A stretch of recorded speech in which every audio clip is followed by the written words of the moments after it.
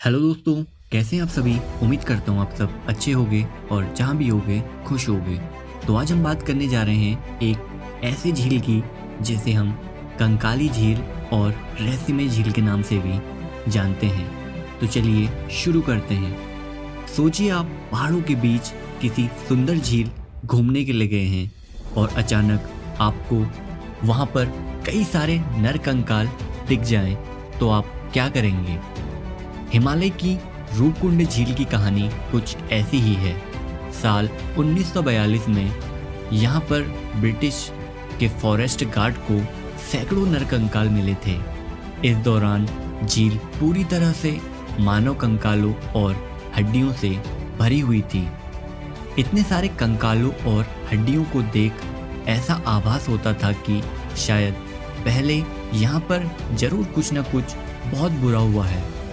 शुरुआत में इसे देख कई लोगों ने यह अनुमान लगाया कि हो न हो ये सभी नरकंकाल जापानी सैनिकों के होंगे, जो द्वितीय विश्व युद्ध के दौरान भारत में ब्रिटिश पर आक्रमण करने के लिए हिमालय के रास्ते घुसने की कोशिश करते हुए मारे गए होंगे। उस वक्त जापानी आक्रमण के भय से ब्रिटिश सरकार ने फौरन इन कंकालों की जांच के लिए एक वैज्ञानिकों की टीम को बुलाया।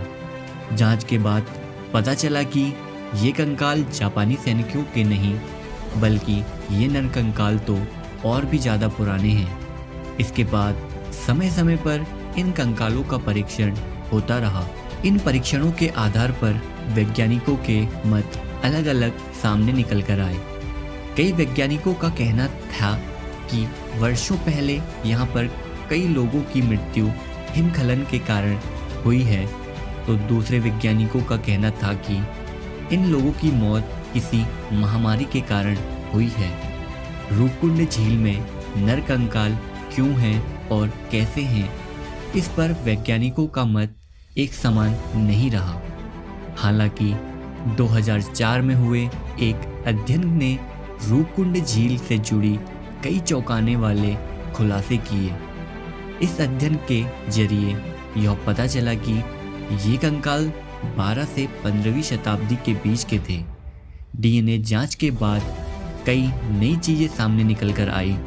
यह भी पता चला कि इन कंकालों का संबंध अलग अलग भौगोलिक जगहों से था। अंत में वैज्ञानिकों ने बताया कि काफी समय पहले इन लोगों की मृत्यु किसी भारी कैन जैसे आकार की चीजों के सर पे गिरने से हुई थी। आपको जानकर आश्चर्य होगा कि हिमालय पर्वत पर रहने वाली महिलाओं के एक प्रसिद्ध लोकगीत में एक माता का वर्णन आता है।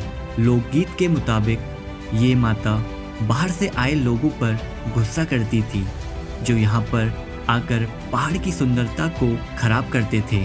इसी गुस्से में उन्होंने भारी भरकम ओले की बारिश करवाई, जिसके कारण इन लोगों की जानें चली गई।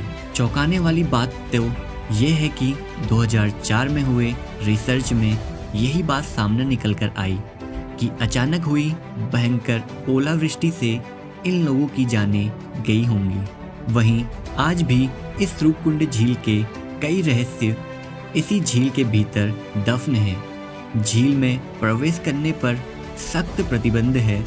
लोगों का कहना है कि यहाँ पर अक्सर कई सारी रहस्यमय घटनाएं होती हैं। रूपकुंड झील 16,500 फीट यानी 5,029 मीटर की ऊंचाई पर स्थित है, जो उत्तराखंड की सबसे ऊंची झील है।